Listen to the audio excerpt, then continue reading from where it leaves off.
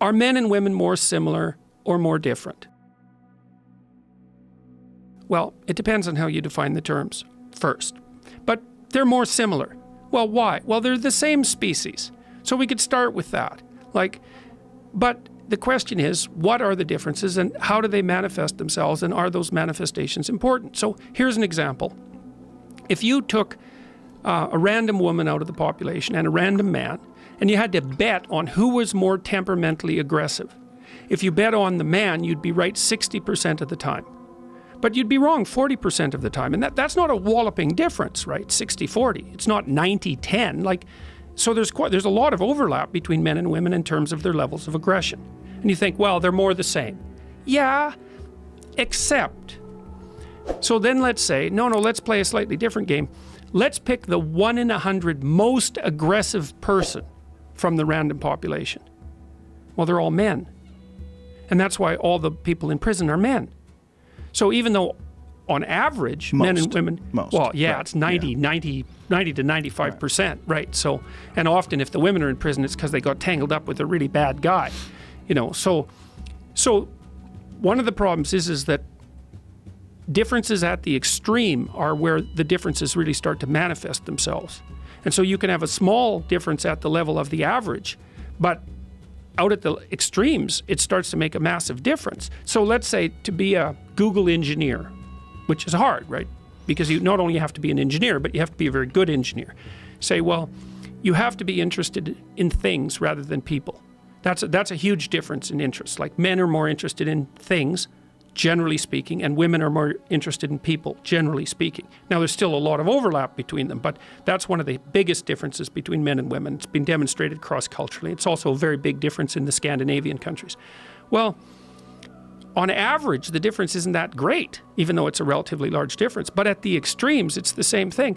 Almost all the people who are hyper-focused on things, they're almost all men.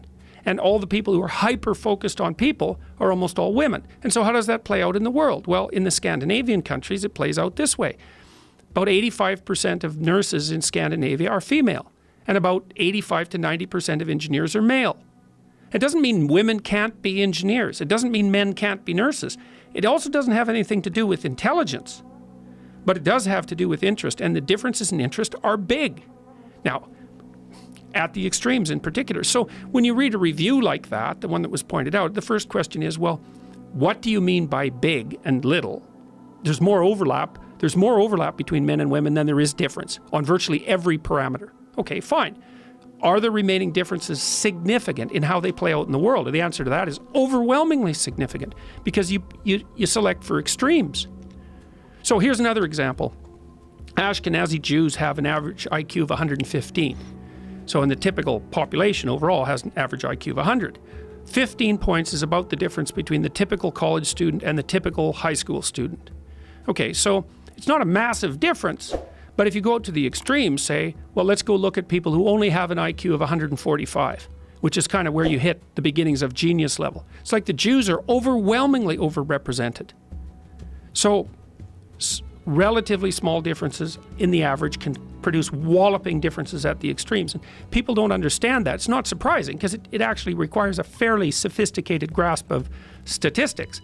But when we're talking about things like differential outcome in the workplace, then you have to take a sophisticated statistical approach to it, or you don't know what the hell you're talking about. And unfortunately, many of the people who are talking about things like gender differences, they have no idea what they're talking about. They don't know the literature. They don't know there is a literature. They don't understand biology, like the social constructionist types, the women's studies types, the neo-Marxists. They don't give a damn about biology. It's like they inhabit some disembodied universe.